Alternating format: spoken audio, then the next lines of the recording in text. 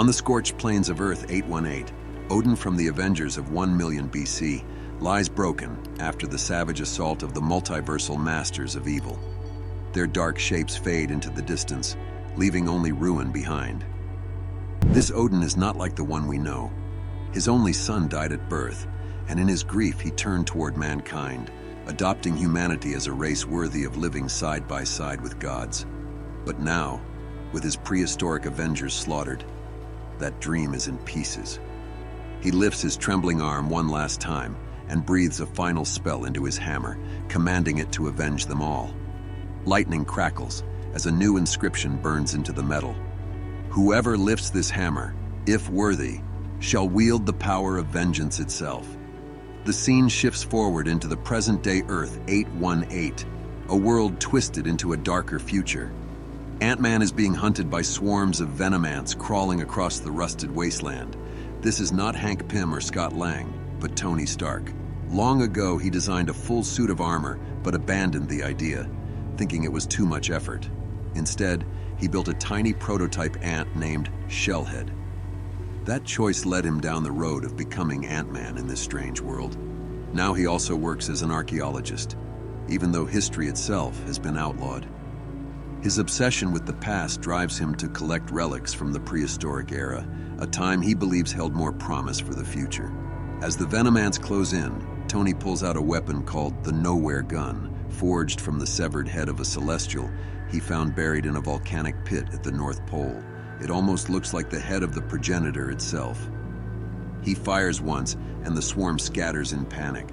Shellhead scuttles up moments later, and Tony climbs onto his mechanical ant, pushing forward in his search for what he calls humanity's last hope, hidden somewhere among the bones of ancient gods. Deep inside the ruins, his excavations uncover Odin's Mjolnir. Voices from 1,000,000 years ago whisper through the air, urging him to avenge them. Tony grows back to normal size and reaches for the hammer. To his surprise, it lifts, if only for a heartbeat. Lightning erupts wildly around him before the weapon becomes unbearably heavy, slamming down on his chest. Thinking fast, Tony shrinks his body just in time to roll free from beneath its crushing weight. Since he can't carry it directly, he orders Shellhead to cut the ground around it. Then he shrinks the hammer itself and scoops it up to take with them. Outside the ruins, countless war machines patrol the wasteland, searching. Seeing them triggers memories of Tony's darkest days. Long ago, he was caught robbing the tomb of the Fist of Khonshu. The Waste Lord captured him, locking him in a cave and forcing him under torture to design weapons. Out of that torment, the war machines were born. Later, imprisoned inside one of their own facilities, Tony tried to erase himself, shrinking his body until he became as small as he felt inside. In that moment of desperation, he discovered the Stark particles. That was when Ant-Man of Earth 818 truly began. While the war machines scan the wasteland, a high-priority signal pulls their attention away from Tony. They break formation and rush toward the greater threat. At the source of the alert, they're met head-on by Robbie Reyes, the Omni-Avenger, bringing multiversal vengeance. His sudden appearance might seem out of nowhere, but this ties back to Avengers, the Death Hunters, where Robbie was suffering hellfire-induced migraines that awakened his multiversal vengeance. Wrapped in a storm of multiversal hellfire, he and a nearby Deathlock were transported to Earth 818. Robbie and the Deathlock charge a prison train carrying wastelanders. Robbie leaps straight out of his Hell Charger and through the train's engine, tearing it apart in a single move. He smashes through a swarm of war machines with raw fury, even after destroying many more rise from the dunes. But Robbie keeps striking every last one. Deathlock warns him not to waste time. Reinforcements are coming, and the rescued wastelanders cannot simply be released because the outside world is nothing but poison and dust. Pressed for time, Robbie makes a split-second choice. He chains the entire train to his Hell Charger and speeds off, dragging the survivors with him while dozens of war machines give chase. It might sound like an escape, but on this Earth, there is no safe haven. Deathlock calls the entire planet a prison. Robbie refuses to give in, shouting that others like them must exist. Somewhere, there must still be Avengers. From afar, Stark watches the chaos through cracked lenses, curious what drew the war machines away. When he sees the fiery figure tearing across the wasteland, he realizes it can only be a Ghost Rider. But before Robbie can get far, his escape route is blocked by a massive barricade of war machines, the largest swarm yet. From their ranks steps the Wastelord of this world, the Black Skull. Back when Doom Above All assembled the Masters of Evil, each was promised a world as their reward. Earth 818 was claimed by the Black Skull, and now his shadow falls across everything. Back on Earth 818, darkness stretches across the wastelands as the Black Skull drags his new captives deeper into the heart of his fortress. Robbie Reyes and the Deathlock are taken in chains, their flames dim under the weight of the Skull's power.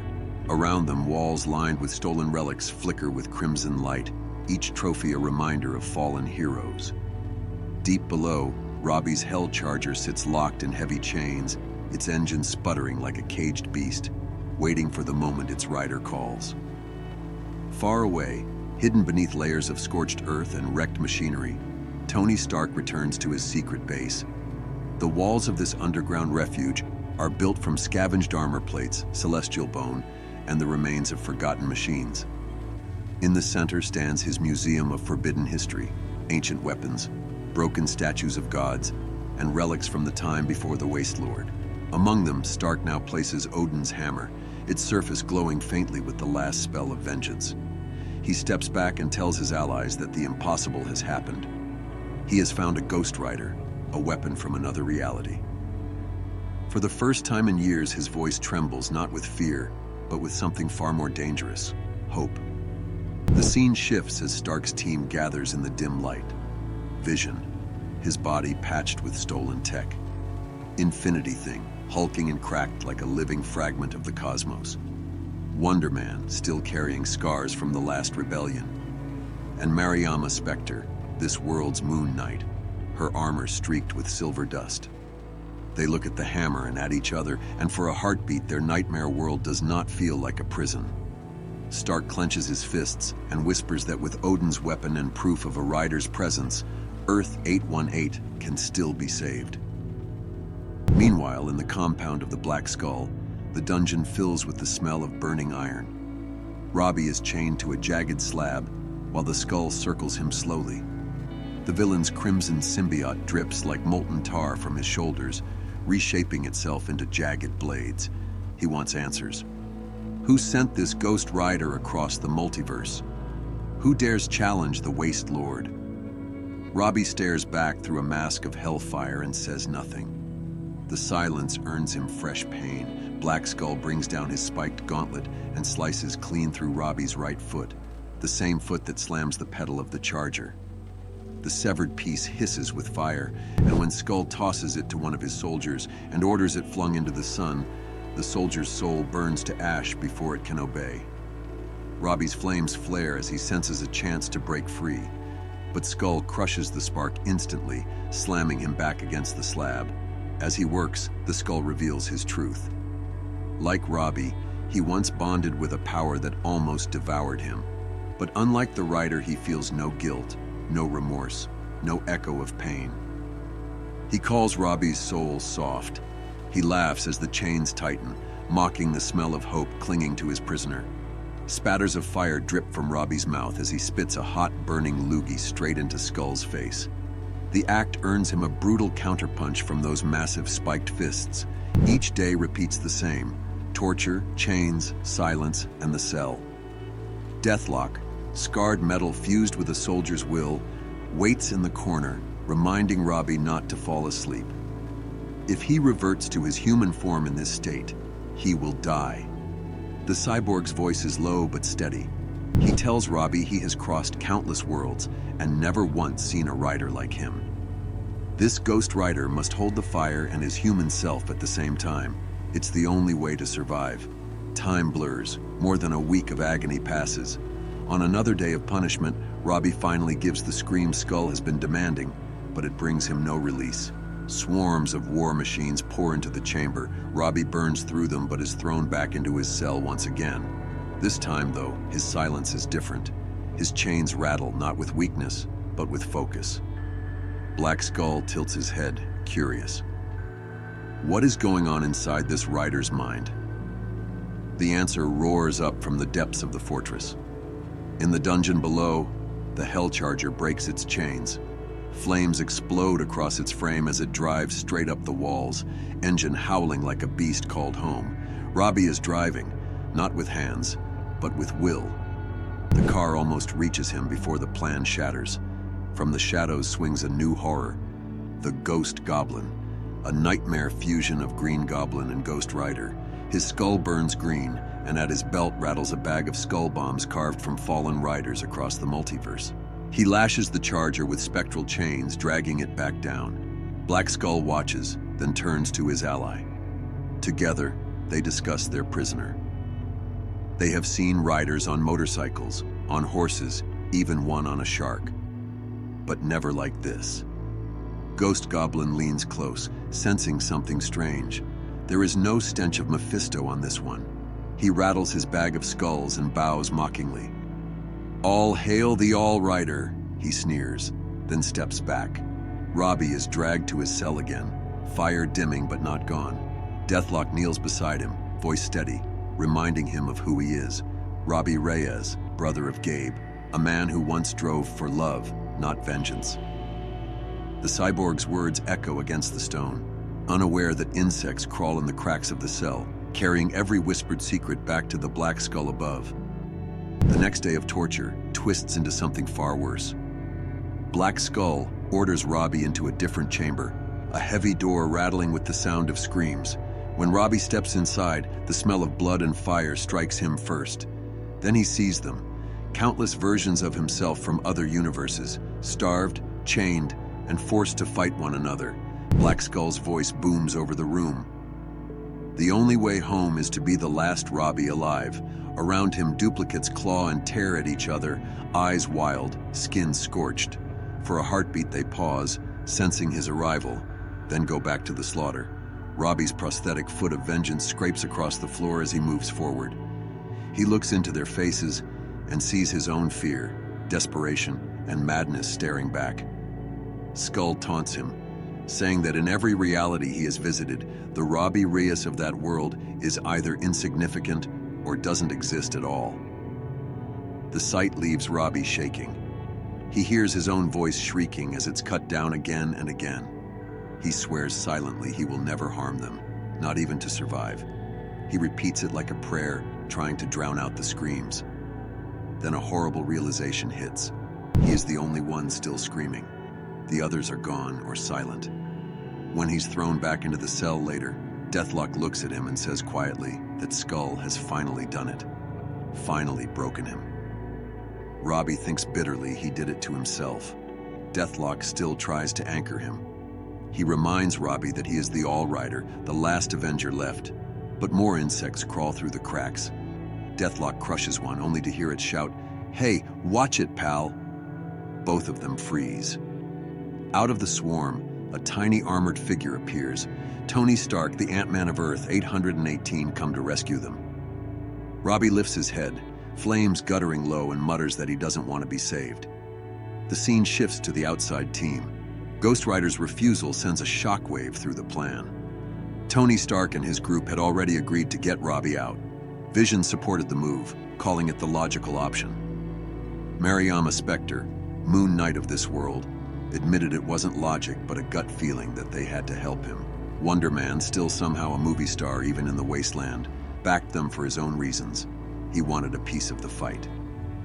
And Ben Grimm, the Infinity Thing, spoke little but finally said, "The door is opening. It is time." That alone showed his stance. With everyone aligned, Tony shrank himself and went inside while the others waited for his signal. In the cell, he finds Robbie standing with Deathlock. He explains they're here to break him out. Robbie shakes his head. He isn't going anywhere. His work isn't finished. Deathlock backs him up, saying Ghost Rider isn't running. He's holding his ground for something bigger. To Tony, it sounds insane, like Robbie is waiting to lose his other foot and calling it destiny. Deathlock counters, asking Tony who he really is. An Avenger or just another man in armor? The word Avenger makes Tony snap that their mission isn't about titles. They were supposed to pull Robbie out so he could do the avenging later. Moon Knight's voice crackles over the comm. "Status? Tony answers that Robbie doesn't want saving. It unsettles him how quickly Robbie and Deathlock trusted him when all he had said was, "Hi, I'm Tony Stark." He still doesn't know why Robbie is here or where he came from. Trying to salvage the mission, Tony presses Robbie to at least explain his plan so the team can prepare. "Be quick," he urges, "because any second, things could go wrong." And then the ceiling shudders. Debris rains down. Black Skull has discovered what's happening, and he's coming. Outside, Mariama and the others hear the chaos through their comms as a swarm of war machines takes to the sky. It's no longer just about saving Robbie. Now Tony needs saving too. But there's a problem. They're still shrunk by Stark particles. The effect won't wear off for another 30 minutes. Wonder Man doesn't wait. Moon Knight warns him to hold until he's full-sized again. He ignores her, launching himself at the war machines anyway, tearing through them in a blur of power. The rest of the team splits. Moon Knight and Vision rush inside to find Tony and Robbie. Outside, the Infinity Thing lends his strength against the endless army of war machines. Talking about the Infinity Thing, the Ben Grimm of Earth 818, it's easy to wonder why he doesn't simply end everything with a thought. With power like his, it feels possible. But his origin tells another story. On his world, Ben Grimm became an astronaut, searching the stars for something to save his planet. That journey ended in the accident that transformed him into the Infinity Thing. When he came back, he wasn't the same Ben Grimm most would expect. He carried knowledge stretching through time, space, and right up to infinity's end. That endless awareness gave him a godlike perspective, less about personal feeling and more about the larger pattern. He acts only when he believes it's necessary. Every move aimed at protecting Avengers Tower at infinity's end. Until that moment, he walks the path he believes must be taken. Back inside, Robbie sits chained in the cell as the Black Skull enters, mocking him for not even trying to escape. The villain explains there's no point running. This world already belongs to him, and there's nowhere on Earth Robbie can hide. He forces his way into the cell, holding Robbie, Deathlock, and Tony. The sight triggers Tony's trauma. His PTSD explodes, and he instinctively shrinks smaller and smaller until he's drifting between atoms, cut off from Moon Knight and the others on comms. Left on their own, Moon Knight and Vision, both still at reduced size, sweep through the fortress. Moon Knight slips through narrow spaces while Vision phases through walls. Their search brings them into a chamber lined with doorways carved out of reality itself, each one a tear opened by the Black Skull. Moon Knight doesn't fully understand what she's seeing, but instinct screams that the whole setup must be destroyed. Before she can act, the Stark particles wear off, returning her and Vision to normal size, right in the middle of a room full of war machines. With no other choice, they fight. Meanwhile, in Robbie's cell, the Black Skull's interrogation grows sharper until he reins himself back. Finally, he asks the question he truly wants answered. Who is the Avenger Prime? That mystery stretches back to the earliest Avengers stories. Before Robbie can speak, Tony reappears, landing a punch so powerful it shakes the world of Earth 818. On Earth 616, there have been legendary hits, but here, this one dwarfs them. Tony can't hold it for long. Nearly collapsing, he urges Robbie to finish what he's planning. The Black Skull tears free of Tony's grip, unleashing spikes across the room. At that moment, the secret is revealed. Deathlock had already linked himself to Robbie's nervous system. After believing Robbie was broken under torture, he'd wired himself to absorb the pain instead, leaving Robbie's mind clear and focused on vengeance. With that support, Robbie finally exposes the truth about the Black Skull's symbiote. The villain thinks it's a weapon he controls, a sword he wields. In reality, it's a passenger, using the Red Skull as its vehicle. Robbie Reyes reminds him of who he is, the All-Rider, capable of driving anything. He summons his Hell Charger, chains the Black Skull to the back of it, and drags him across the ground. The smell of burning flesh fills the air as the villain's skin tears away. Robbie roars out of the fortress with Tony, now back to normal size, riding beside him. Outside, Wonder Man and the Infinity Thing have also returned to full size, smashing through waves of war machines with ease. Moon Knight and Vision fight nearby, cutting down mechanical enemies one after another. Just as Robbie and Tony break free, Moon Knight hears Tony's weak joke over comms about feeling like he's about to vomit but wanting a turn behind Ghost Rider's wheel when it passes. She cuts in immediately, reminding him the battle isn't over yet. Inside, she and Vision have uncovered the real danger. 6 doors to alternate universes suddenly activate. Each one opens, and Red Skull variants from across the multiverse step through. The first declares, "Are these the ones who brought you down, brother? We shall take red revenge in your name. For if one skull falls, 1,000 more rise in his place." Their goal is clear. They have come to hunt down whoever defeated the Black Skull. And under orders from the Masters of Evil, whichever Red Skull succeeds will inherit Earth 818 as its new Wastelord. The story shifts direction, carrying us to Midgard at the very end of time. Thor used the Necrosword to kill Galactus and revive Earth, giving rise to new Midgard and humanity once again. But peace soon broke as battles erupted, with Thor's granddaughters fighting powerful foes alongside Wolverine with the Phoenix Force. Finally, Gore returned, and Thor passed Mjolnir and his will to his granddaughters before vanishing to hold back the end of creation. Now Avengers Forever brings us back to that future. New Midgard stands under the watch of Thor's granddaughters, Elsiv, Frigg, and Atli, reading strange thunder rolling across the sky. Normally, thunder would be a sign of hope. This time, each sister feels something different. Frigg feels fear, Elsiv hears pain, Atli senses a call to battle. They wonder if it's a message from their grandfather. When Mjolnir begins to rise, they debate which of them should lift it. But before they can choose, Phoenix fire rains from the sky, burning everything it touches. That alone proves this cannot be a message from Thor. Through the flames crashes a severed but still living hand, Old Man Phoenix, Wolverine. They recognize it instantly. Frigg and Atli look to Elsiv, the wisest, for meaning. She explains that if something can tear apart the Phoenix, the oldest living host of that cosmic force, it must come from beyond even their universe. They tie Mjolnir to their ship and let it guide them toward the source of the destruction. Meanwhile, on Earth 818, the fall of the Black Skull triggers a failsafe. Countless Red Skull variants surge toward this world to claim his throne by taking down the one who defeated him. Following the cruel rules of the Masters of Evil, the goddesses of thunder arrive guided by Mjolnir, landing exactly where they're needed. They instantly recognize good and evil when they see the Red Skulls using symbiotes, the sight a grim echo of Gore's Necrosword. Without hesitation, they join the fight, lending their power to Tony Stark and the heroes. The battle is brief. Robbie Reyes, now the All-Rider, turns the symbiotes against their wielders and drives the many Red Skulls back to their realities. Just like that, the threat is ended. They declare Earth 818 will never again fall under a Wastelord's rule.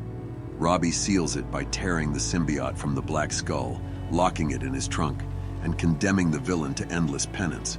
Yet the larger problem remains. War machines flood the world. Robbie and Wonder Man take it on themselves to clear them out, wiping the entire army in a single night and freeing Earth 818 at last. By morning, the Wonder Man of this world approaches Thor's granddaughters. He asks which of them is truly a god, because he wants to know if gods really answer prayers. Frigg assures him all 3 are gods. Hearing this, Wonder Man voices a plea he has never dared before. After living in a world where no prayer was answered, he asks that he may never have to kill again. Atli scoffs at the prayer, calling it foolish since she loves battle. But Elsiv tells him his prayer has been heard, and Frigg promises that, as daughters of Asgard, they will try their best to grant it. Before joining Stark and the others, Wonder Man had lived as both an actor and a killer in the wasteland. He starred in films where death itself was entertainment, with real people dying on screen. So it makes sense that, given the chance, his greatest wish is never to kill again. After his request, the goddesses of thunder turn to Ant-Man of Earth 818 for answers.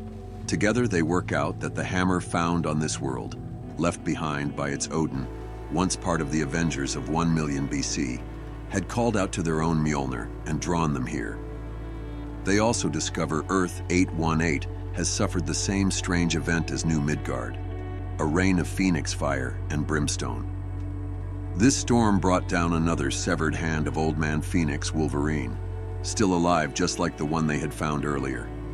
This confirms that Wolverine's body has been scattered across the multiverse. Their mission shifts.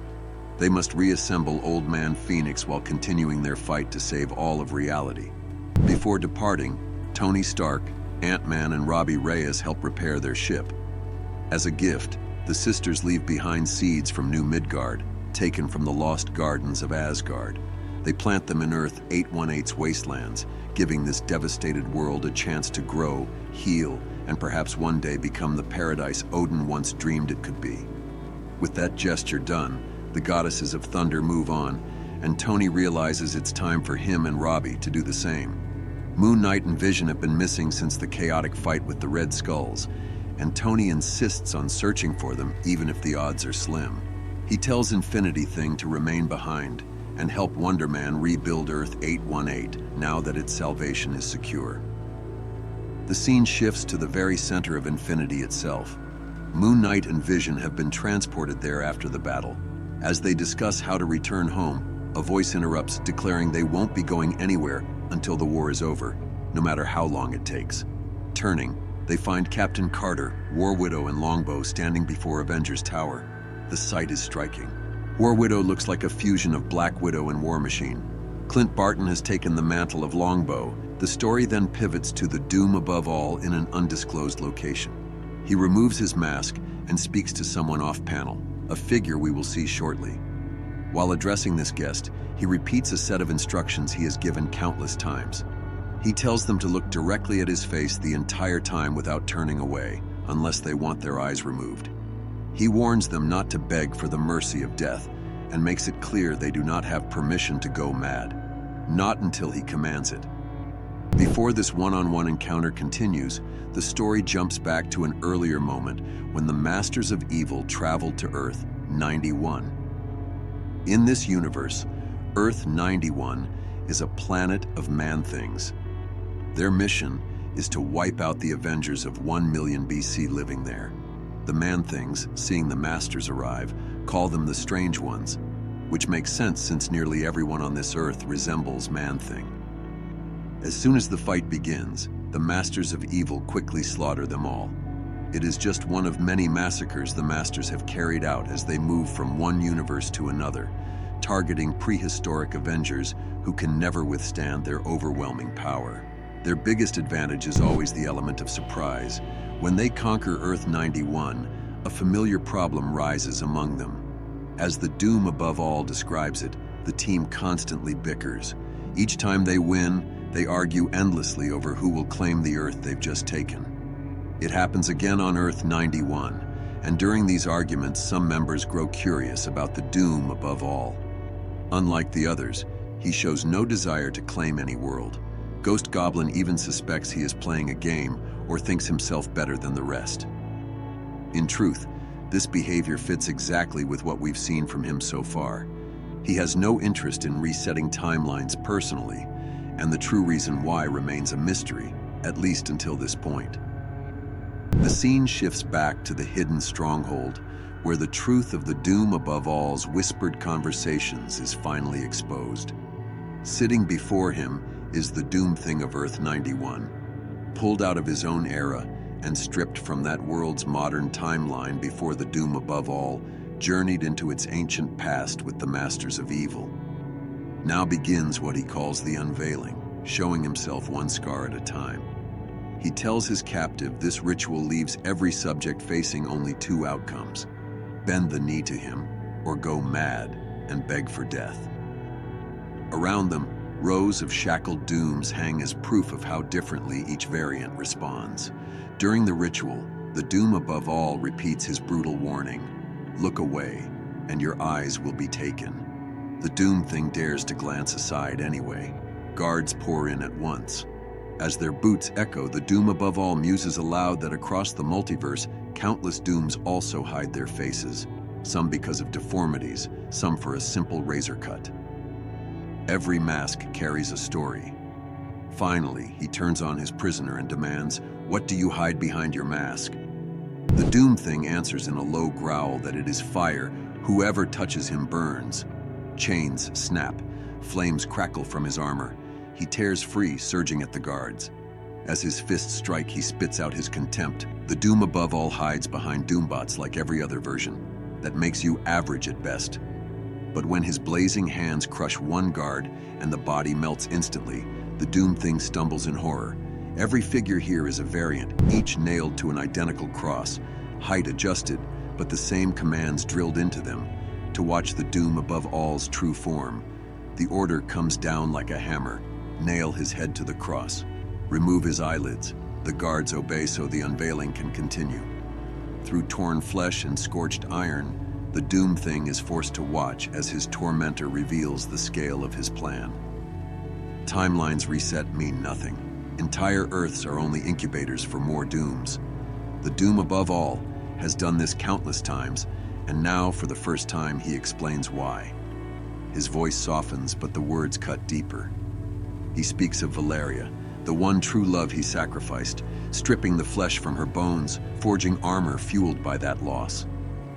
The memory echoes Mark Waid's old tale, where the Doom of Earth 616 once gave up Valeria to nether demons to gain the sorcery he believed was his destiny. But this Doom never stopped. He became Sorcerer Supreme, conquered his universe, tortured those who wronged him, chiefly Reed Richards, until even Reed's suffering grew dull. Not content with punishment, he reached into the past, plotting to murder the prehistoric Avengers so his enemies would never exist. Yet as centuries of dark magic drained his armor, he faced a truth. No love remained to sacrifice, only himself. That was when killing his own variants became the offering. The first time, he wept as he struck himself down. Afterward, discovering an endless multiverse of dooms, the tears dried. He continued without hesitation. Mephisto came to him then with a whisper. Form the masters of evil, slaughter the multiverse. Doom Supreme agreed, seeing it as the fastest path to salvation. By the end of the story, the Doom above all has broken the Doom thing. His voice trembles. Stop, please. I serve. He is lowered from the cross, but under command slices out his own tongue to prove obedience. Around them, some Dooms still scream for death while a few bow low, hollow-eyed and devoted. To Doom Supreme, this is necessary, the only way every Doom can be saved. Then the camera pulls back to reveal the throne room itself. The fortress is not a building at all, but Doom the living planet.